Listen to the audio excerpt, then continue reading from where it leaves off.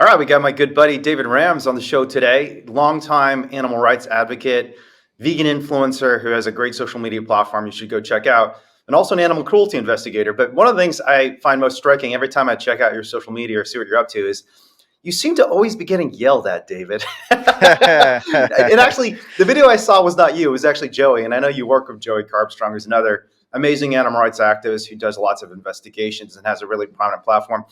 But I'm always struck by how well you handle getting yelled at. So, Yeah. could you give us some tips? Like, tell us some experiences of getting yelled at as an activist and how you're responding in such a calm and kind of rational fashion, and also very Yeah. sarcastic and hilarious fashion too. So, I'd love to hear more about the comedic aspect of this. Oh yeah, But yeah, tell us more about that.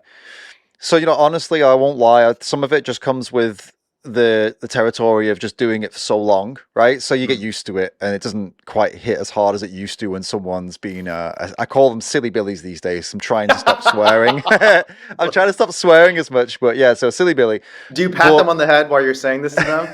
Oh, silly Billy. stop being a silly billy. Yeah, Yeah. and I think the best advice though, I realized this early on. And the best advice I can give people is so when someone's slinging crap at you, it doesn't need to hit you. You don't need to let it hit you as an individual. And you need to realize that when they are slinging crap at you, it's usually not even personal. It's just they don't like what you're saying. It's not you that they don't like, it's what you're saying they don't like. So you got to hold up a shield to it. And once you've held up a shield to it and you have this like a crap filter in front of you, like a see-through, imagine like a piece of glass there. If you can imagine that there and just be aware that they're shouting at your words, they're not shouting at you, then you can keep yourself calm, and then you can come up with responses that, like you said, can either be sarcastic or making fun of them, not necessarily to instigate further, more like making fun of it in a way that diffuses it. You can do that and you can stay calm, because if you're not personally insulted, why would you lose your temper? you know Interesting. and also, I know some people say, yeah, but they're saying horrible things about animals. And it's like, yeah, they are saying horrible things about animals, but they are just words in this moment, right? These are words that they're throwing at you because you've upset them. Once you establish all of that, it becomes easier to respond in a more calm way, and yeah, not lose your temper. I Yes. think I That think that's that's how a it works. fascinating response. It reminds me of this book I read many years ago by a woman named Olivia Fox, who's kind of a leadership guide Mm, and mentor to CEOs in Silicon Valley. And it's a book called The Charisma Myth. And it talks about the unexpected charismatic behaviors, like what makes people like and respect other human beings. And right. one of them is this sense of detachment. And she calls it, I think she calls it the outsider's perspective, that there are a lot of people who are too wrapped up in the moment and just can't detach themselves from the Mm, experiences they're going through. So if they're angry, if they're happy, whatever it is, they have no control over right. this emotional roller coaster they're on. And effective leaders who are extremely persuasive and charismatic, who other people look up to, are able to take, I think she calls it the outsider's perspective. And I think she might even use the anthropologist's perspective, as if you're watching the interaction that's unfolding as if it's Yeah. not you. You're just watching it. And what you're saying is very consistent with that, because if you're just listening to the words and listening to kind of how the person's responding to the words you're offering them, Mhm. you don't get as personally invested in it. I have to say, I think you're right, though, that a huge part of it is just experience. Because I remember a lot of people see me as a pretty calm person. Obviously, I've argued many times in court where the stakes are really high and managed to stay calm. But I remember when I got started as a vegan, just like crying and screaming and doing the wildest stuff, because it Yeah. is so hard when your personal identity is wrapped up in the argument. So, I Mm. mean, like, did you go through those same set of experiences when you were kind of, I guess you were always vegan though, right? You were born vegan basically, Veggie. no? Was Or born vegetarian. Okay. veggie, and yeah, I had a lot of years to deal with people coming after me because of not doing what they did. Yeah. Simply, that's it, being different. It wasn't even what was different that was the problem. It was just the fact that I was different that was the problem. So I've dealt with a lot of personal attacks. Like, these were really personal. These were like, you're different to me, so I'm going to attack you. And so I guess that makes it easier when people come at me for what I'm saying. Well, that's a little different. You're just upset because I've said that you're funding animal abuse, which is true, and I see why you're upset. And I think, yeah. So I've been through, for sure. I've been through some. I suppose for me personally, my major issues of being angry were not necessarily from people upsetting me because, oh no, they've said something mean to me. It was being upset that they Mhm. don't care about animals, and Yeah. that they just said horrible, evil things about animals and did horrible, evil things to animals by continuing to fund the meat, dairy, egg, and all these other industries, yeah, that would get me riled up beyond control. And I had to learn to realize and learn to understand that there are reasons for these people saying and doing these things. And it's not always because they're evil or bad people. There can be very, very good people, saints even, you could say, absolutely the best people in the world, and they can still do bad things because of indoctrination, a combination of indoctrination, propaganda, ignorance, all blended into one. You can help deal with the ignorance, but you're fighting against what, millions of dollars, hundreds of millions of dollars of propaganda. You can't blame them necessarily, or blame yourself. You can do the best you can, and you can try and get the best out of them, but it doesn't always work.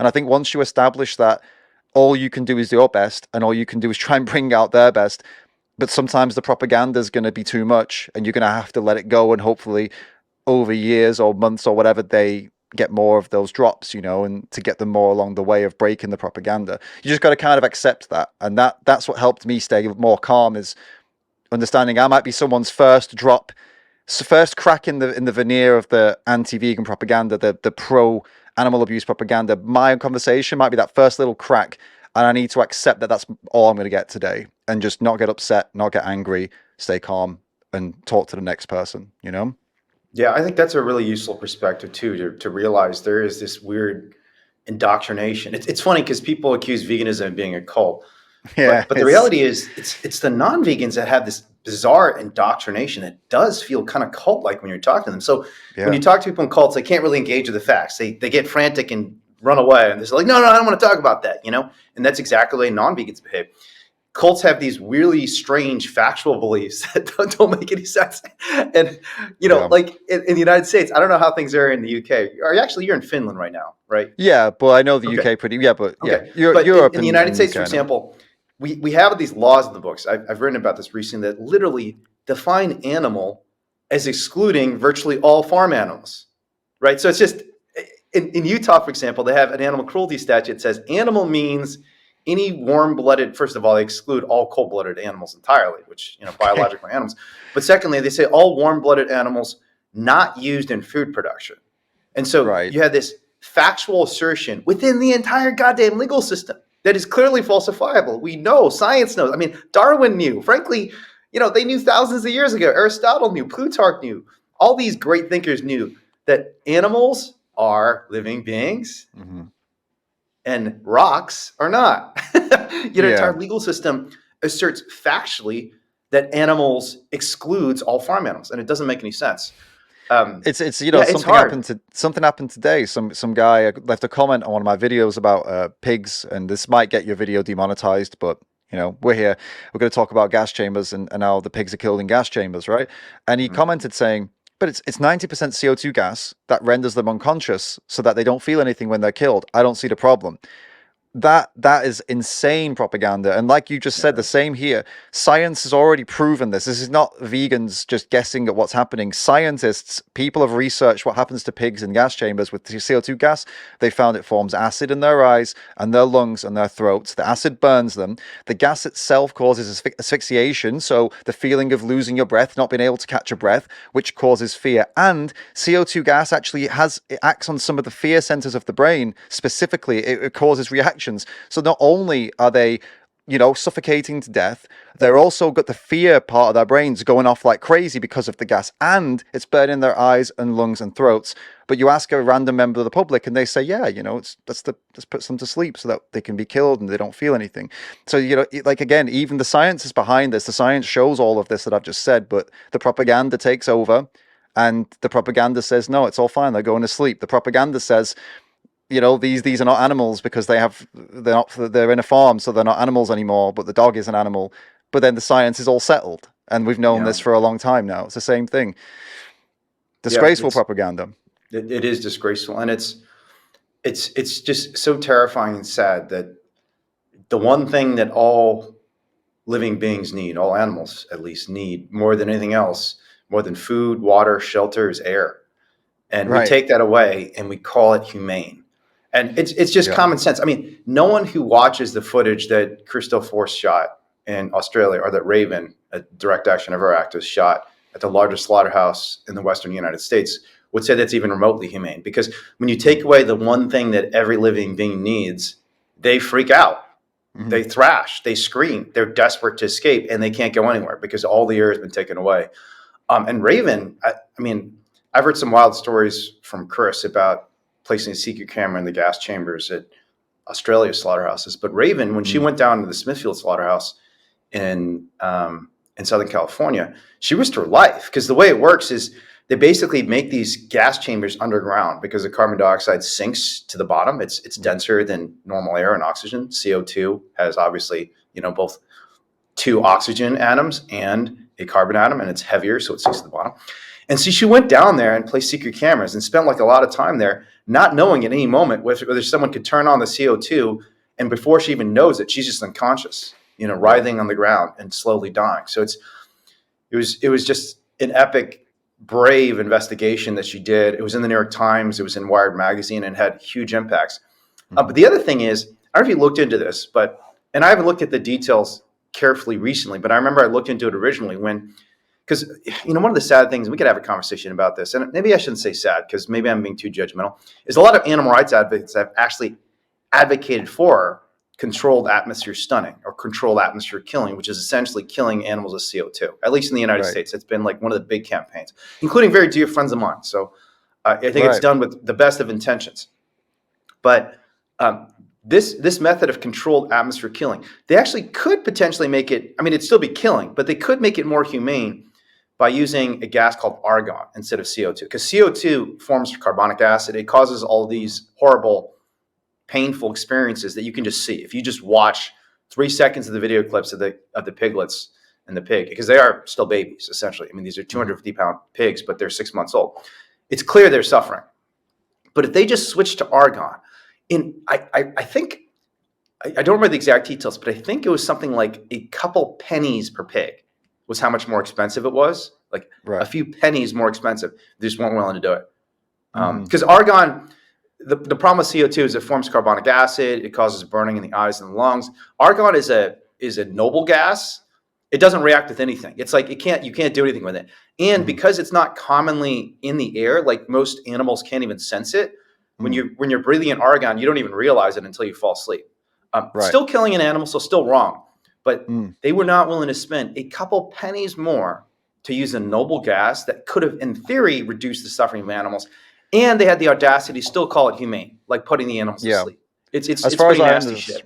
As far as I understand of this, the alternatives that have been explored, at least in the UK, the alternative that they've explored, they don't work because the chambers don't. They need to install entirely new chambers and entirely new systems, because then it wouldn't work the same. It doesn't have the same, like you said, the carbon dioxide goes to the bottom. This wouldn't work the same. Apparently, they need to rejig everything and spend all this money to do that, and they're not willing to do that. And there are limitations to the argon, and they've put up other ideas. There's limitations to a lot of them, and also I think there's cost factors to them as well, as you already mentioned. But at the end of the day, all the excuses they make, and it is all just about profit at the end of the day, and that's what all these industries are about. They don't care about animals, and they don't care about the consumer either. They've been trying to hide all this from the consumer. And let's imagine, let's strongman and say it is argon. Let's imagine they switch to argon, and now the pigs don't writhe around in pain and they just fall asleep, right? Let's imagine that is the case now. They fall asleep and then they die. You're still gassing pigs to death in a gas chamber so that people can eat their bodies.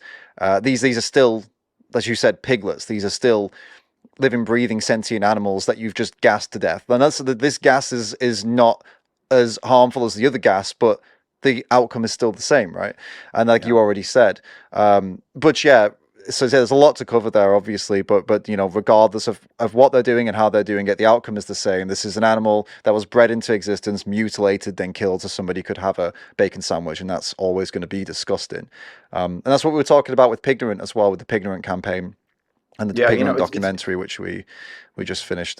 Which we should definitely talk about. But one thing I want to say about the gassing thing, because you're absolutely spot on, that it's weird that even the focus, obviously, I think it's important for us to note the suffering of the pigs when they die from carbon dioxide poisoning. I don't even like calling it gassing. It's basically poisoning them, because carbon dioxide is a dangerous gas. You can't just pump a bunch of carbon dioxide in someone's room. That's literally how people commit suicide sometimes, like carbon dioxide or carbon monoxide.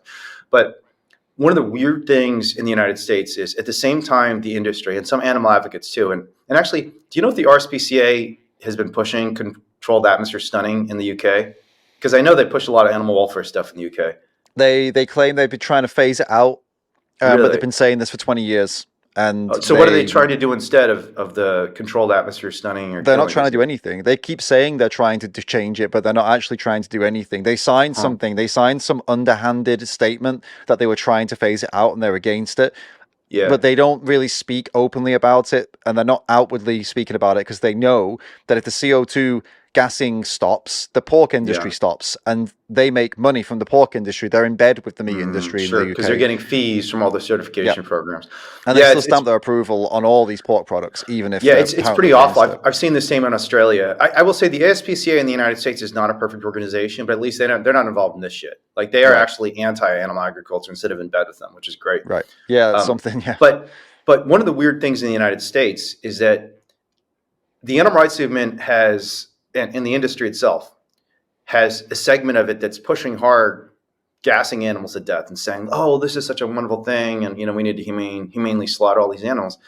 At the same time, across the nation, the same exact animal advocates, sometimes it's even like the same organizations, are banning the use of gassing to kill dogs and cats at shelters. Oh, really? And so there's this weird discordant. Yeah, it literally is happening at the same time. The same organizations are saying, gassing is wrong. It's horrible. Can you believe we gas these dogs to death? And then it's happening to pigs, and everyone's saying, "Oh, this is the best thing that's ever happened. It's wonderful. Thank God. We're moving towards humane methods of slaughter." And it just shows you just how broken our entire system is when it comes to animals and how completely contradictory we are. Because how can it possibly be the case that the same exact practice is like the best thing since sliced bread when it happens to pigs and is an atrocity when it happens to dogs? It's weird.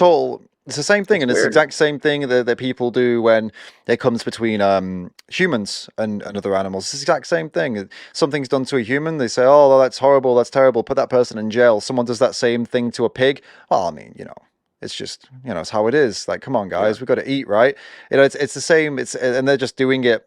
Yeah, but they do it between animals too. People do it between animals too, but you'd expect animal advocates to not make that mistake. They're the people that are supposed to be switched on to the fact that you can't name a meaningful difference between a human and a pig that makes it okay to do all those things to a pig. You can't name a meaningful difference that makes it okay to do those things to a pig, but not a dog. There is no meaningful difference that makes one okay and one not. You could argue for survival, right? In that case, and people would eat people. They have done. The people have eaten people for survival. So yeah, in survival situations, the rule book gets thrown out. But other than that, right, there is no meaningful difference, or there are meaningless differences. Pig's a pig, dog's dog, human's a human. Different types of skin, fur, different, ways of keeping themselves cool, and different things. Obviously, lots of different things. Intelligence, yeah, great, all meaningless. Right, it comes down to whether someone should be killed or not, right? Yeah, the response you get so much, guys got to eat. Like this, I mean, it's completely stupid on one level because it's like, have you heard of an apple? Yeah. Whenever people say that, I'm like, here's something you've never heard of before. An apple. They say, I'd never eat vegan food. I'd never eat it, ever. I mean, everybody knows you can. I mean, no one actually thinks you have to. I mean, I guess, okay, I shouldn't say no one. There are people who still think you actually have to eat animals. But I think increasingly that's rare. Even like people endorse a carnivore diet. Like, Joe Rogan is always going on about how people should eat carnivore and eat more animals and shooting animals himself. And even he concedes, no, you can actually be healthy on a vegan diet. So it's not necessary. Exactly. But the weird thing is, even if it were necessary, I'm a lawyer, a disgraced lawyer now. Or maybe, depending on your perspective, either disgraced lawyer or a great lawyer. I mean, it depends on your perspective. But according to the State Bar of California, I actually had my law license suspended recently, so I can't practice law anymore because of the felony convictions.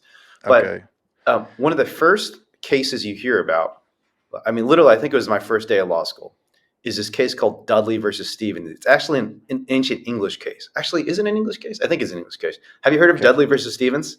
No. Okay. So it's a case involving cannibalism, but it's pretty interesting because as you might imagine, back in the, 1800s or something, actually, I guess if it's an English case before the United States, it would have been in the 1700s. There were these sailors who got on a ship and their ship, capsizes. the ship falls apart, and they're in this little raft in the middle of the Atlantic Ocean, and they're just sitting there for days and weeks, and they're all starving to death. And they see like one of the younger kids who's on the ship. There's like 6 of them left. Is falling apart. He's like basically barely even keeping his eyes open. He's nodding off, and they think he's going to die. And so the other sailors who are on this little boat say like, man, we're all dying, and this guy's about to die. Let's just, before we die, let's just put him out of his misery and eat him. Right. And it's funny because they draw straws. So it's a really creepy story because the other sailor's like, oh, well, who's going to do it? I mean, none of us, because he's still conscious and he's still aware. He's just like kind of out of it a little. Right. And so no one wants to actually do the deed. And they draw straws. And I forget if the guy who actually drew the straws, Dudley or Stevens. I think Dudley, the case is called Dudley versus Stevens. You can Google it and read about it. But the guy who actually draws the straw, and he's now responsible for killing the kid. It's like some 17-year-old kid or 18-year-old kid who just probably his first ship, and it's like awful ending. He kills him, and he doesn't eat because he's so horrified by what he's done. And he says like, holy shit, I just killed someone. And when they're ultimately found, it's a really disturbing story because the saddest thing about this is they kill the kid, and then I think like 2 days later they're found by a ship, and they didn't have to kill him because now they got all the food and water in the world. But they're prosecuted despite the fact that they needed. I mean, they believed in other than just like random luck, like they needed to survive. And honestly, they're all probably going to die because usually when that happens, when you capsize, when your ship breaks in the middle of the Atlantic Ocean, the odds that you're going to be saved are very low. You're probably going to die. Everyone's going to die. And they still prosecuted the people because one of the exceptions to the necessity defense, there's a defense called necessity that we've used to defend our right to rescue animals, is for violence. You cannot use the necessity defense to argue I had to kill someone. It was necessary for me to kill someone because we value human life. We realize life is so sacred. The sanctity of life is such an important cultural norm that even when someone killed a kid who was dying to try and save themselves and save 5 people, they were going to save 5 people and lose 1 life, it still wasn't justified. And they were ultimately pardoned, and they weren't actually sentenced, but they were convicted from what I call. And it's like the first case you read as a lawyer to illustrate the sanctity of human life and the importance of a legal system that defends human life, even in the most extreme circumstances. But when it comes to animals, we're just so cavalier about it. We toss their lives away. Literally, I mean, at these pig farms, and you've seen this yourself, they're literally throwing away like 20% of the animals just because they're garbage, because the piglet's too weak or sick. They don't grow big enough. They get a little infection and it's not worth treating them. So they just smash them on the ground, smash their skull into 1,000 pieces and then throw them in landfill, sometimes when they're still alive. And it's just such a jarring difference between the way we sanctify human life and the casual brutality with which we treat animal lives. And so personally, I think, we should first and foremost respond to the necessity argument, that the argument that's necessary to kill animals, like pointing out it's not necessary. But I also think it's important for us to say, well, no, I mean, even if it were necessary, violence isn't justified just because you need something or you need, something from someone else, even to survive, right? Because we don't say that if you've got like a failing liver or a failing kidney and someone across the street's got 2 kidneys that, you can't just go and attack them and kill them or even just take their kidney for yourself because it's wrong. I don't know. Yeah. So. See, no, I hear what you're getting at. I think it's one thing. I think I've had this kind of conversation before. I think it's one thing to, I suppose, philosophize about what one should and shouldn't do in a survival situation. But I think when push comes to shove, I think most vegans, including both of us, regardless of whether we agree or disagree here, are going to do whatever it takes to survive, because the instinct and actually the drive to live, to actually just allow yourself to starve to death is not an option for 99% of people, with strong ethics or not. I'm not saying that I think most people would kill and eat another human, but I'm saying most people, including vegans, would kill and eat another animal if it meant doing that or dying themselves. And I think despite, again, just to reiterate, despite whatever we say here philosophically, I think that is most likely going to happen. But it's the beauty of it is that we're not in that scenario. But if there were a nuclear holocaust tomorrow and this is the world we ended up in, I think that then yeah, in that world, veganism most likely wouldn't exist for a couple of generations until things got sorted, until we figured out agriculture again, crops, yeah, and the ability to grow and actually. But anyway, we're going down some pretty weird rabbit holes here. I'm not sure that's what you brought me on for. Rabbit If holes you are want to always go fun. down, we can do that if you want. But If we want to go down the rabbit hole, we can just watch Fallout, which, by the way, is yeah, an amazing right, series. yeah, Have you yeah. seen it yet? No. But it looks good and it's got good Yeah, reviews and stuff. Yeah, it's got I good think reviews, and there's a cute dog. yeah, I'll check it out. Yeah, it's No, but I well mean worth watching. the reason I would hesitate to go down this road of discussing this is because I think what I try to I want vegans, non-vegans to be able to watch this and be like, okay, this makes This sense. makes sense. Yeah. And I think in my eyes, I think that when they ask us, oh, veganism wouldn't work in a survival situation, my general response is, yeah, it probably wouldn't, but we're not in that situation. Yeah. So at the end of the day, in a survival situation, everyone does what they need to do, even if it is violent, even if it's not justified, they would most likely still do it, right? Yeah. Luckily, we're not in that, and yeah, we don't need Yeah, to. I mean, you're making a very important point about rhetoric, and lawyers learn this, and judges have written books about this. And the point is, don't dig your heels in to defend your position from all attacks. Concede weaknesses or concede some limitation to your argument when there is a legitimate and reasonable limitation. Because if you just dig your heels in and say, no, put your hands in your ears or your fingers in your ears and fail to kind of respond to appropriate reasoning or evidence, you'll lose all credibility. And so you're making a good point in terms of rhetoric. I'm just not convinced that's substantively right. I think we could shift our culture because, for example, dogs. I think a lot of people would be pretty unwilling to kill and eat a dog. Or if they were starving to death, they would do it in a heartbeat. I don't know. I mean, have you read about the instances? If you were a father and your child was starving to death, you would. I would not kill my dog. My dog is my family. You would. I don't buy it. I think if you were sat watching your son or daughter starve to death, I think you would do it. Maybe, but why you also said that you don't think human beings would kill and eat each other necessarily, correct? And that's true. No, they would. When you look historically at episodes where human beings, so I mean, Dudley versus Stevens is an example of this. Like this guy who killed the kid, he felt so guilty about it. He just said, "I'm just going to starve to death. I'm not eating. This is fucked." The person who does it maybe, but the others would. When you look at situations, so for example, there was that famous flight that like crashed in the somewhere in South America. I don't even remember where it was, and there are all these people who were basically starving to death. I just watched Yeah, but it's pretty amazing. They didn't kill each other. They waited until people died. Yeah, right. They did. And that, in theory, could have caused deaths. That if you had just killed people earlier, even someone who's just a little weaker, again, just taking the Dudley versus Stevens mentality. Yeah. And so, to me, fundamentally, the question, because human beings evolved with a lot of weird psychological attributes, and one of the most important psychological attributes we have is that we want to do things that give us some basic level of standing within our community. If we don't have that, we can't survive. Our genes will die off.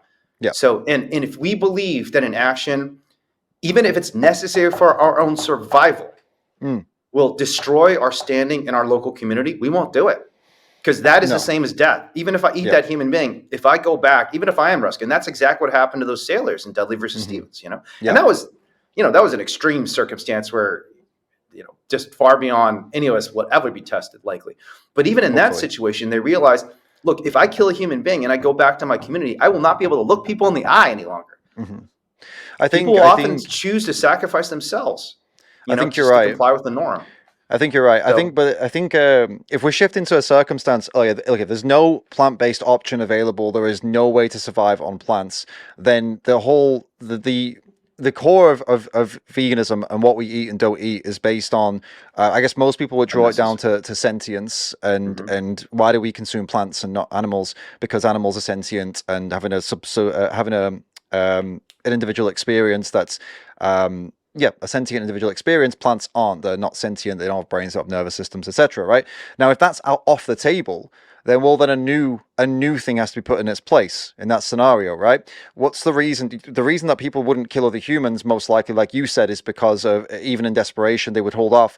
It's partly because of being viewed as a murderer by the community, for sure. It's also probably partly because we have a preference for our own species, and we assign more value to other humans because we know what it's like to be a human, and we know our feelings. We have more empathy. In a world where plants aren't an option, there'd be a new sliding scale that's not based on sentience, wouldn't there? There'd be something else in place.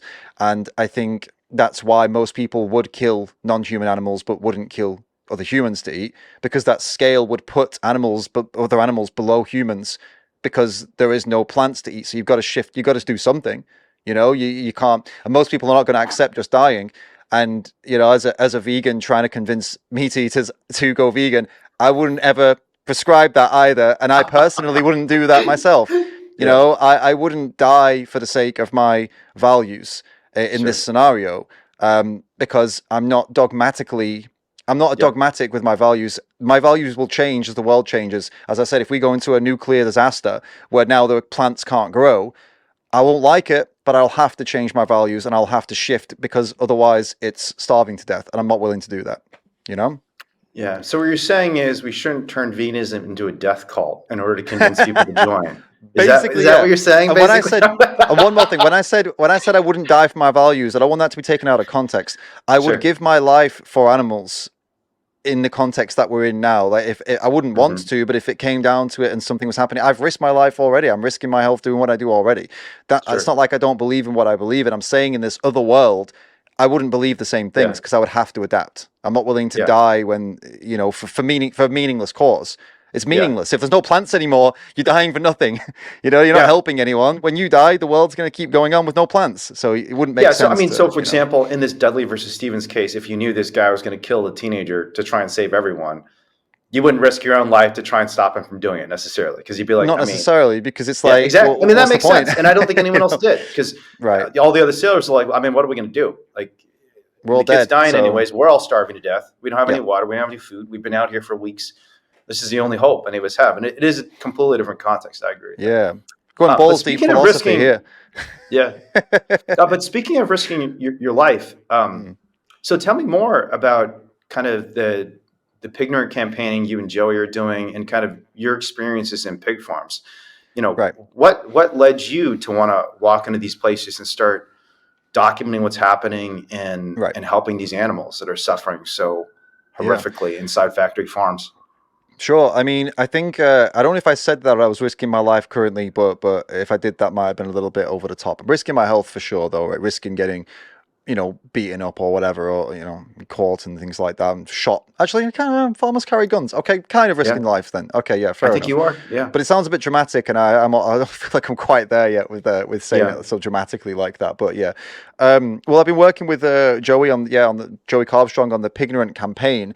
We weren't part of the documentary itself, but the campaigning after that, and we got out on the streets and we did some campaigning and just trying to get the documentary out to the public and get them to see it and see what's happening to these pigs and these exposing the UK gas chambers. The first ever time that these gas chambers have been exposed in the UK. Joey put the secret cameras in these places and got the footage and exposed some horrible things, not just from the gas chambers, but from the farms as well.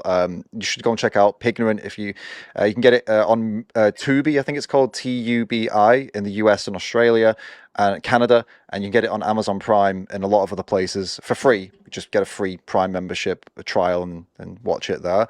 And I personally have been in a lot of pig farms myself as well, and so I was definitely passionate to go and help with this campaign.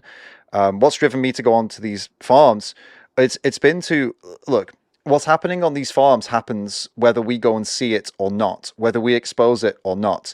So every day that I'm not at a farm or an activist is not at a farm exposing these things is a day where they get away with what they're doing to these animals.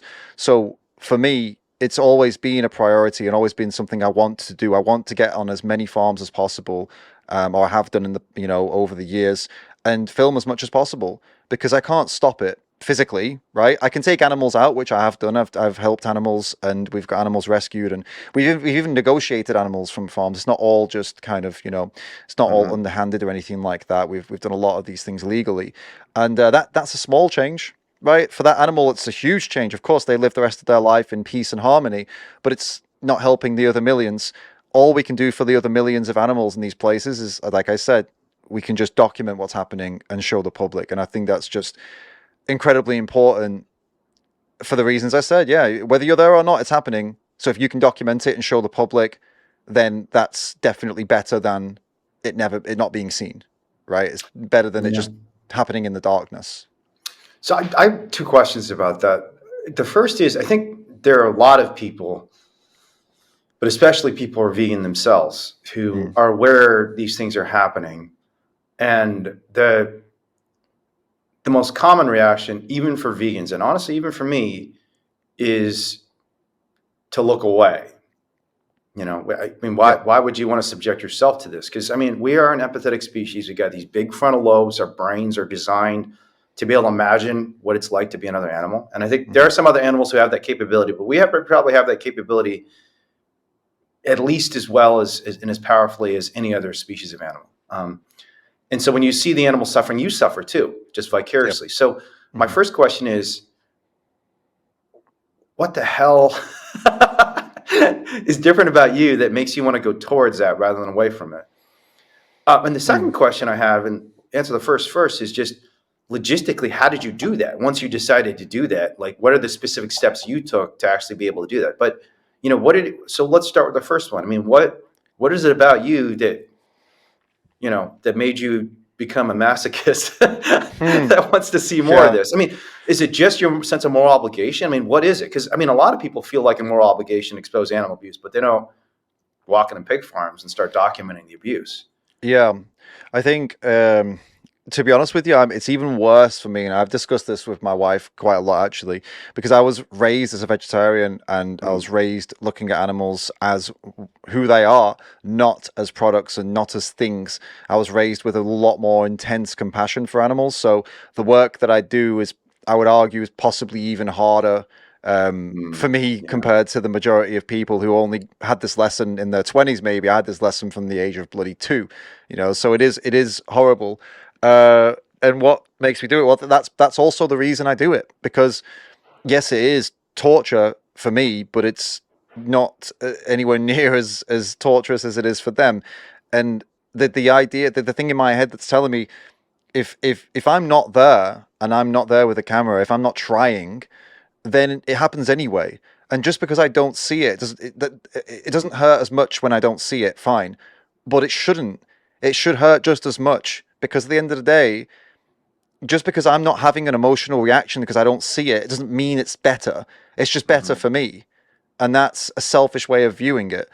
Now, I'm not telling people to go out there and just destroy your mental health or anything like that, but I'm just saying, you try and harden up and try and I'm just gonna sound like some right-wing pundit or something here, but try and toughen up a little bit, Try and toughen up a little bit, because it's not a good enough excuse to say it upsets me to not help animals. So what? It upsets you, it upsets me, it breaks my heart, I'm destroyed, but it doesn't matter. My emotions are not as important as the truth here, and the truth needs to be put out there. These animals need our help. And that's what gets me to keep going. And then when I'm feeling really messed up, obviously I take breaks where I need to. I take my time. I try and look after myself so I can keep doing it. But I'm not stopping. I'm not stopping going out, talking to people. I'm not stopping when I can do this work, going and doing this work. Over the years, it's been quite a lot. And I have no plans to stop. I can't stop. It's not an option. Yeah. Right? And you asked about... Sorry, go on. I'll ask you the second question too, but just okay. What you said is interesting, because I think a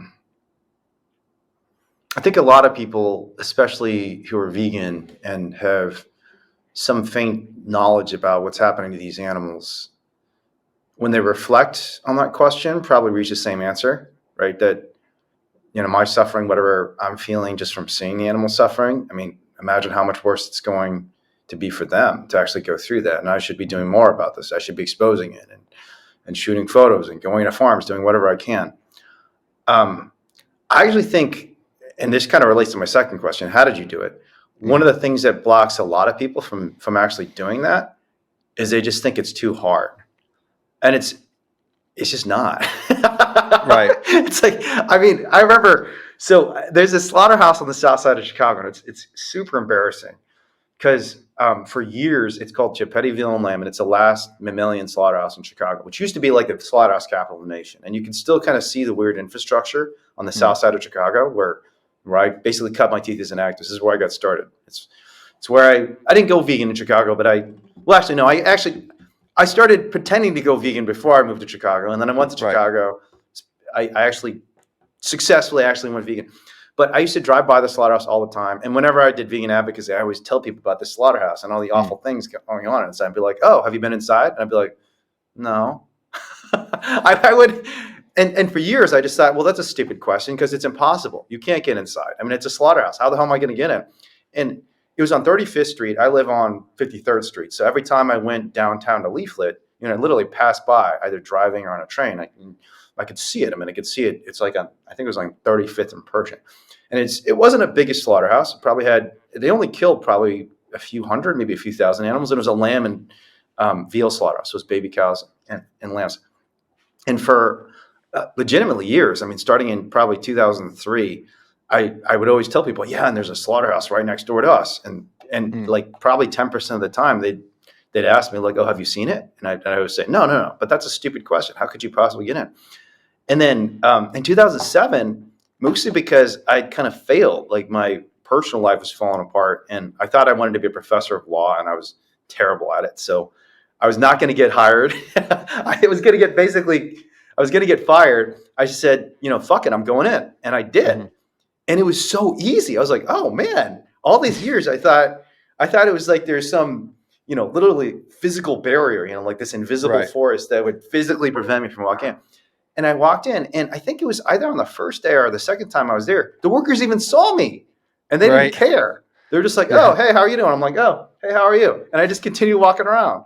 Right. Now, if I had a camera and a bunch of lights, it would have been different maybe. But it was just shocking to me how easy it was to do this. And it was like a good lesson for me that a lot of times the barriers that we think are impenetrable. Because I mean, the way I saw the slaughterhouse, I thought it was like a CIA fortress. I mean, I'd have to be some sort of military special operative to break in. And even then, I'd probably die trying.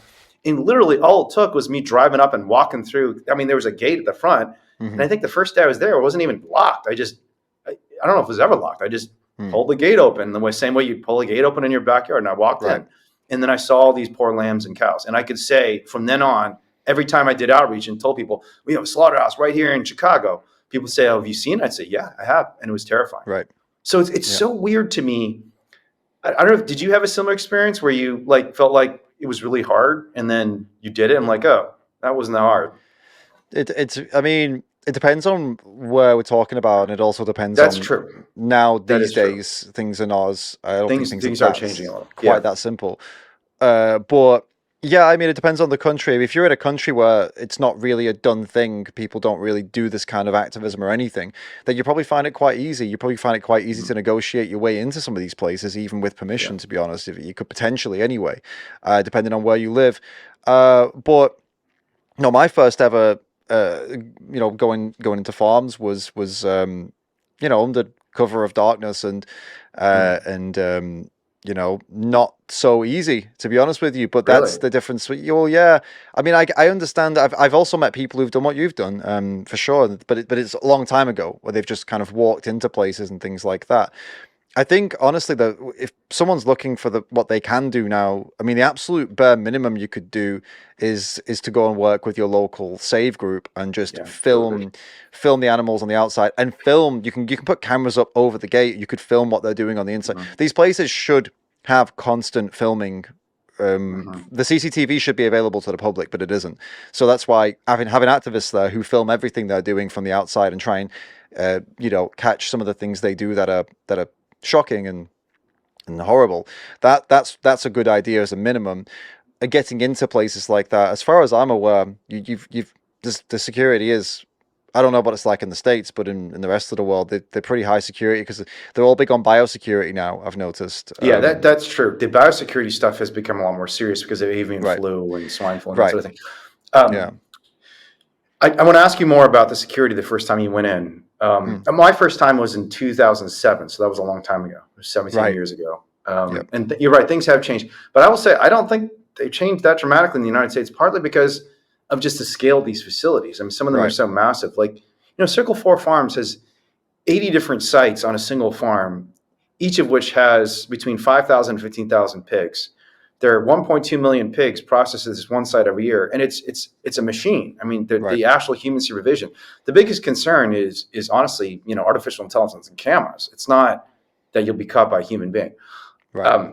But one thing I did want to just follow up on briefly that I think is really important: the idea of just documenting whatever you can, even if you're just standing on a public street. Yeah. In Utah, a friend of mine named Amy Meyer was just driving home from a sanctuary workday, and literally off the highway, she saw a cow being dragged across the slaughterhouse floor, the yard outside of a slaughterhouse, by a forklift. And she just pulled out her camera and started documenting this. And it changed the entire nation, that one clip that she shot, because partly, and interestingly, it was partly because she was charged for it, because Utah was one of the states in the United States that had what's called an ag-gag law that made it a crime to take photographs. Yeah. And she didn't even think she was violating the law, and she actually wasn't, but she was still charged for it. And that case ended up generating massive national media attention because they charged her. If they hadn't charged her, honestly, I mean, especially back in, 2012, 2013, it was harder to go viral back then, and the video quality isn't the best. But the fact that they charged her, she was in the nation. It led to federal litigation against the ag-gag law, and the law being struck down like 4 years later. And it was all because this woman who just happened to have a camera with her just pulled out her camera on a public street and shot what was inside. But yeah, tell me more about like the security. I mean, to the extent you feel it's okay for you to talk about it, tell me more about kind of the obstacles you faced the first time you went in. Yeah, that's the thing, isn't it? Is that how much do we talk about on a I can talk about, I don't know about me personally. What kind of facility was it? Do you mind just sharing what kind of facility it was? The first one is I think, well, technically it would have been a pig farm. And I think look, the first time I ever went into a farm as a pig farm, and that was in 2018 maybe. It was a long time ago, and there was no security at all, like zero. Doors were open, and the gates were open. Everything was open. Didn't have to do anything. Just walk straight in, open the door. And depending on the country you're in, that is the situation in a lot of these places. To be honest, but in general, I know from what other people tell me, and in general, places tend to have. A lot of places have fences and cameras and all this kind of stuff. Cameras may or may not be being monitored live, most likely aren't in a lot of cases, just recording. Sometimes it's just not even recording. Sometimes they're just there with a light on because they want to scare you. And a lot of the times, doors are just left open because what are the animals going to figure out how to open the door? Farmers don't really expect that. So what I'm hearing from a lot of different people who do this kind of investigatory work is that they oftentimes just walk into places, take videos, and walk out. It's not like there's no harm being done. There's no damage being done, and a lot of most investigators don't actually take animals out either, because most investigators, their purpose there is not to do that. Their purpose there is to document, and they don't have places for these animals. There's no places for these animals to go in a lot of countries in a lot of cases. And I've got friends who are investigators. The reason I'm saying this, I've got friends who are investigators who do this regularly, and they do this across multiple countries, and so this is kind of what they do. They just go in, walk in, film, walk out. Simple. They don't break any locks. They don't break any doors. They don't break anything. They don't need to, which is pretty crazy when you think about it, right? That you can just stroll into a place like that, which for a lot of countries, especially probably around. Probably not the US at this point, I would assume, but a lot of other countries, which I suppose I won't name, but you'll know if you're in one of these countries. You'll know what the environment is. You'll know if there's a strong animal rights movement there. If there isn't, it's most likely very easy to do this. If there is, they probably have more security because they know that there's they're being questioned. Yeah, do you know about the animal equality eye animal experience? So where Yeah, they have this 360-degree virtual reality experience right. in a slaughterhouse, and it's the camera's right up where the animals are done, and they literally place the camera right in front of the place where they're being electrocuted and then slaughtered. And they did that with the consent of the owners of the company because it was I think it was in Mexico or Brazil or someplace where the Right. animal rights movement just wasn't really a thing. And the owner's like, all right, I mean, you want to shoot it, go ahead. I don't care. Yeah, they do It's that in like Bali. I mean, it's mind blowing to me because Mm, like when we did the same thing, we had to do it extremely secretively. We brought in all yeah, these prototype cameras, trained our activists to go under cover of night. We had to run in terror when security trucks came for us, and then we were prosecuted for it, and faced potentially yeah, 60 years in prison, and then acquitted when we when we went to trial.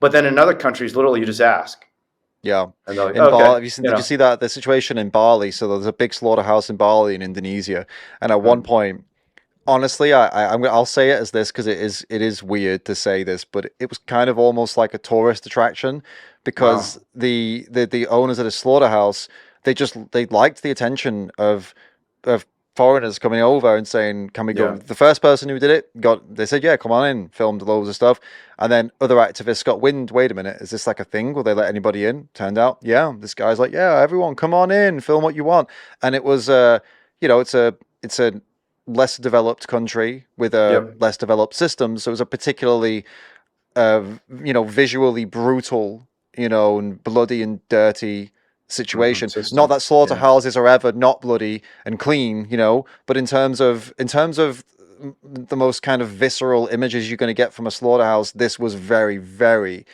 you know, brutal. horrifying to see. Yeah, brutal. And Mm. the only difference, by the way, I want to make this clear, the only difference between that slaughterhouse and a slaughterhouse in, I don't know, Finland, is that the Finnish one will have lots of silver and lots Hmm. of, like, kind of fancy Chemicals and materials and, cleaning yeah, and agents, yeah, chemicals and clean. But ultimately, it's just as it's brutal. the It same, just yeah. looks a little bit more modern compared to the one in Bali. It's not like the animals have a different experience, just for the record. But yeah, with it being kind of dark and poorly lit and dirty, it Mhm. looks so much. So yeah, and a lot of activists together were just welcomed in. I think they still are these days. I don't. I think you could probably still go to that place now and say, "Hey, can we come film?" And they'd be like, "Yeah, okay." They just don't So care. who put out this investigation? Was it an animal rights activist who did It something was in a a slaughterhouse in couple Bali? people. Couple people. I Okay. believe who was the first one? I know James Aspie did it, Oh, and I James did think it? yeah, I think Joey did it as well. This is Wow. back in the day. This is a while I ago, see. Okay. and then there were a couple of I'm sure I other. saw it back then. Yeah, there were Yeah. a couple of others who went in as well. Yeah, you're right, though. I mean, it's kind of mind blowing. And sometimes even just relatively small local differences. Because when I was in Yiling, China, the main slaughterhouse in Yiling, China, and the main dog meat market was Mm, heavily scrutinized. And therefore, everybody, like the more sophisticated dog meat traders, knew, like if you just even pulled out a camera, a phone, there would be a mob of dog meat traders descending on you.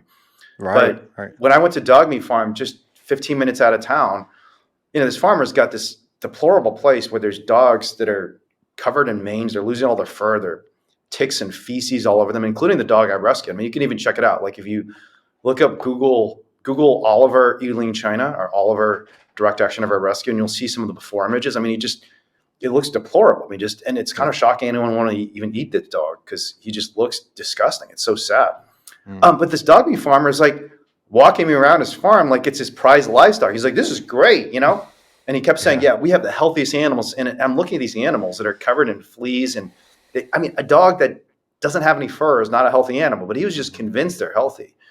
And it was weird that he was so proud of his livestock. Yeah. Um, but you're also right about these modern slaughterhouses. The place I always think of when people think of a kind of efficient, clean slaughterhouse is Mhm. there's this company called Foster Farms in California, which is the largest poultry production company in the Western United States, and they have a big plant that a bunch of activists at Direct Action Everywhere did a disruption, and they shut the place down for a little while a couple of years Right. ago at the Animal Liberation Conference. But they have, I think it's 3 lines that are doing 170 chickens every minute. Right. And My God. it looks very modern and in many ways clean. I mean, you have these people in these weird yellow suits. They look like aliens walking around. It's really bizarre, and it's a lot cleaner. There's not rotting flesh and decomposing corpses everywhere. But in many ways, the cruelty of the animals is even worse Mhm. because it's the efficiency and the modernity of the practices just make the commodification of the animal even more brutal. And I'll give you one trivial example. Foster farms repeatedly has been found by the USDA's own inspectors. The USDA is the U.S. Department of Agriculture. It's a government agency that, in theory, is supposed to prevent sick and adulterated animals from ending up in the food supply. We went to trial on this, and so I'm very familiar with the records. The USDA's own inspectors was finding that animals were routinely going into the scalding tanks fully conscious, because when you have 170 animals, I mean, it's an efficient process, it's a clean process, but it's also a very mechanical process. Mm-hmm. And when you have 170 animals hurtling through that slaughter line on 3 separate lines every single minute, I mean, that's every second 3 animals, and they're trying to increase the speeds. Right. Like under the Trump administration, they tried to increase it to 210 from 170. And you got one worker responsible for ensuring all these animals have their throats slit. All this chicken has to do is lift her head up a little bit when the blade goes by, and she goes into this scalding tank fully conscious. And the USDA inspector was saying, oh yeah, I've been here for 2 minutes, and now I've seen, I don't remember the exact number, but I think it was like 15 chickens have gone in the scalding tank in the last couple minutes. It's like, what the hell? What the hell? And so it looks clean, it looks efficient, but the loss ratio is brutal in a way that the more manual and dirty process, I mean, not saying there aren't situations like that happen in places like Ely, China, or in Bali, but it's a lot less common. It's certainly not like hundreds of animals every hour going in scalding tanks alive. And so it's weird. What's the difference between, it's the difference, it's the same as the difference between a small, whatever, organic, blah, blah, blah farm and a massive factory farm. So people will always say, oh yeah, the small organic, blah, blah, blah is better than the massive factory farm. They are different. The violence and the things that happen to animals in these two places is different. What happens in the factory farm may not necessarily happen in the small farm, but the stuff that happens in the small farm won't necessarily happen in the factory farm. It's up to your opinion whether you think one of these is better than the other, but the fact of the matter is it's all still abuse, mutilation, and violence. It's just which abuse are you more comfortable with, the ones in the factory farm or the ones in the local farm? So I don't know, factory farms have so many animals that they just simply have just widespread disease and widespread issues and all this different stuff going on there. That's kind of the main thing we see with all animals cannibalizing each other and things like that in the factory farms, because they can't possibly check on all those animals all the time. There's too many of them. That's the issue you get at a factory farm. In a small, local, blah, blah, blah farm, you get other issues. So they're not as closely monitored as factory farms. So the issues they will have can be, well, various different things. They can have animals with, I don't know, various different disabilities. And they might kill them in a way that is, for example, in a factory farm, they have a specific way of killing that all the workers do because they're going to get checked and they know that. In these small farms, they might do it in a particularly brutal way, the culling or whatever they call it, because they know no one's coming to check anyway. So we just do what we want with them. They get away with a lot more. So it's okay. So what kind of stuff would they might do? They might beat an animal with a stick. They might beat an animal with a piece of metal in one of these small farms because no one's going to catch them. They're not being monitored like a factory farm. There's evidence of this, by the way. Go watch Pignorant. You'll see some of these local high welfare farms and what they do to those pigs that they'd most likely not be doing on factory farms because there's CCTV everywhere and they don't want to get caught. And the boss would say, don't do that, right? Because he's under control of whatever. So I'm saying is the violence is different in these two. So which one are you more comfortable with, the violence that goes on in here or here? Or you can be comfortable with neither. You can accept that there's different violence and different abuse on different places. In the same way, like you're talking about here, the slaughterhouse in Bali and the slaughterhouse in America. Which violence are you more comfortable with? Well, okay, so in Bali, they might not get thrown into a boiling pot of water conscious, but they're still having their throats slit and being hung upside down the same, as just at a slower rate. So, okay, so if it's slower, it's better because at least they don't go into the boiling water alive. What are you saying? You know what I mean? What are you actually saying right now when you say something like that? It's better because, at least they don't boil them alive. Yeah. They're slitting their bloody throats. Yeah. What are you doing? So, this whole welfare in China, point really frustrates with the me. dogs. Yeah. There's no mechanized slaughter line where they're dragging all the dogs into scalding tanks the way there is at foster farms. Instead, they just beat the dogs to death. Right, exactly. Like literally, they just, I documented the footage and honestly, even talking about it is a little disturbing, but it's just a guy taking a big metal club and beating a dog to death. And sometimes it takes like 12 blows, but no, No, go I was ahead. going to say, in a way, it's. I understand why people get. I understand why people get more upset over dogs, especially because Yeah. with dogs, unlike I get this. There's no justification to do horrible things to other animals, but I get why we connect with dogs more, even more than cats, because Hmm. dogs have evolved with us. They understand our facial. They recognize your eyes. They know your facial expressions. They look at you in certain ways to get you to react in certain ways emotionally. They figured humans out. Dogs. They've evolved to do that from wolves, right? So it's so much more striking and upsetting when you see someone abusing a dog because you understand that the dog is actually begging for it to stop, not just with the shrieks, their eyes, their body language. We understand them so well, and they understand us so well. And if you, this is the thing people need to realize: if you learn about chickens and you learn about pigs and you learn about cows, you'd also understand that they are also They're begging the telling us the same same way, thing. right? It's Yeah. just that we don't. Well, I We know don't what that looks understand it. like. You know what that looks like. But you have to learn that we haven't evolved Yeah. with cows and chickens and pigs, but we have. We've all come to dogs have been part of our lives like for thousands of years. So we have that understanding, and it makes it so much worse. Emotionally, I mean, for us, it's a lot worse, I think, and Yeah. that's why even your average person who's not a vegan gets that, right? Yeah. No, it's like getting a kind of a garbled message in a foreign language from a lot of the other animals. For dogs, it's very vivid and clear. We know exactly Completely. what they're saying, and we know they're scared and they don't want to die. Um, yeah. No, I mean, even for me, like I have to confess, I was a little bit of a violent kid when I was growing up because, I mean, not in a way that's abnormal, but I played football, I wrestled. And when I was growing up in my high school, people got in fights, like the young men, especially if you're a football player. Hmm. Um, you know, there would be fights just outside of football practice. I mean, Wait, you I mean got American football hospitalized. here? American football, Oh yeah. yeah, good. Yeah, I Brutal prefer. sport of large men Yeah, smashing into each other causes head injuries to all sorts of kids. I mean, the number of kids who are probably permanently brain damaged and it's not even diagnosed is terrifying. So it's not right. a good system at all. But um, actually, around the time that I got hospitalized, because I got hospitalized and someone took a knife at me outside of football practice once and cut my lip open, and I had a Joker scar. I looked like the Oh my Joker God. for about Okay. a couple months. It was a pretty terrible experience. And around that time, I started reading about nonviolence and started meditating and getting more in touch with kind of the Buddhist traditions that my family had believed in for at least hundreds, maybe thousands of years. Right. Um, and it really did transform me. I was not an angry person. It changed me. I think meditation is so powerful. And Hmm. if you don't meditate out there, do you meditate, David? I have done in the past, but I'm out of the Okay. habit. But I It's want to get good. back It's into it. really, really, it does change you. It's weird what it does to you. It actually relates to what we were talking about earlier about Hmm. just the observation. Just observing your own feelings takes the edge off because Yeah. you're just sitting there thinking about your own feeling, and suddenly the feeling feels like it's not you anymore. It's like it's you, and you can control the feeling more. But Yeah. I've been doing this for like in 2016 when I was in China.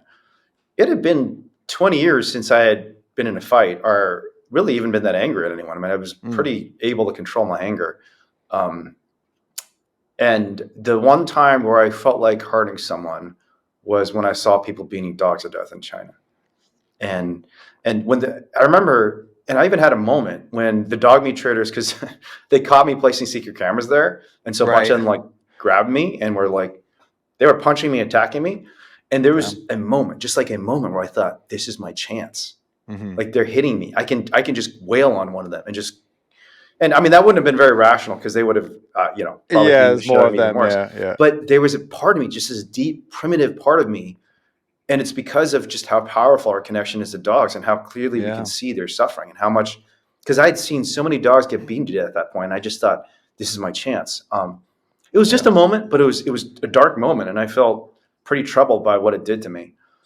Um, I think honestly you might disagree with what I'm going to say. I think we have a bit of a difference of opinion on this, but I don't think that dark moment that you had was necessarily a bad thing, and I also think that if you were in a moment where if it was a more of a fair fight and it was one of you and one of them and they attacked you and you took the chance to actually put that person to the ground and tell him why you did it, I don't see that as a bad thing whatsoever.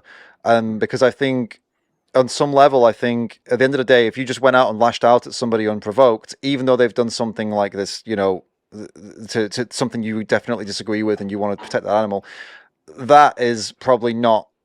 I don't. That's in the moment you might do it, but I don't think that's logically a good idea. However, if they attack first, I kind of agree with what you just said, that you've now got free reign to respond, and you're retaliating because you're self-defense, but you're also retaliating because they deserve to feel what something for what they've done. And I think that's where my personal beliefs lie on that. For example, if we're doing activism out and about and someone comes over, gets aggressive, no one's going to do anything about it. Okay, get aggressive, fine, no problem. You don't cross any lines. If they strike any of our activists, they're getting the crap kicked out of them.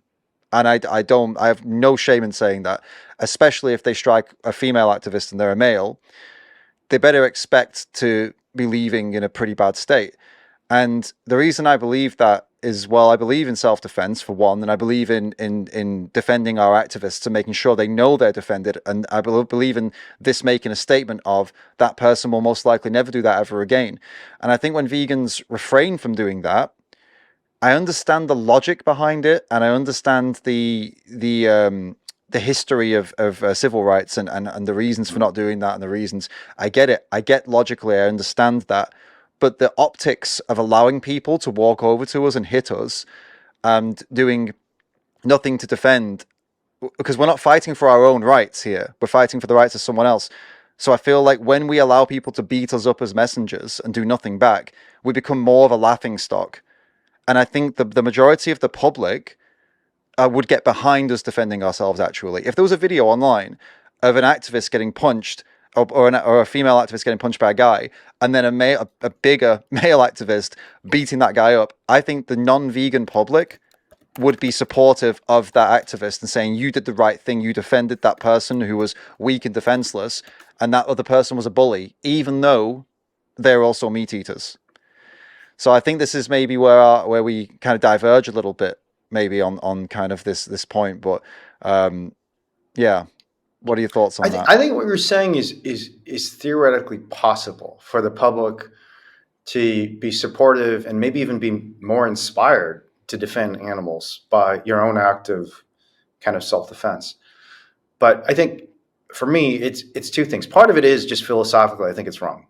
I think it does something destructive to yourself when you inflict a violent act on anyone, and it corrupts you. Oh, that's true. Yeah, and part of living a good life and part of living an ethical life is doing right by yourself, doing things that that you don't have to feel guilty about, like Dudley versus Stevens. This guy who killed a poor kid. I mean, whatever the ethics were, it corrupted him in this profound way that left him broken for the rest of his life, and he felt guilty about it. And he didn't even eat the kid; he just killed him, and it broke him.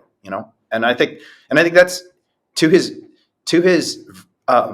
credit, that he saw deeply how corrupting it was for him to commit a violent act against someone else.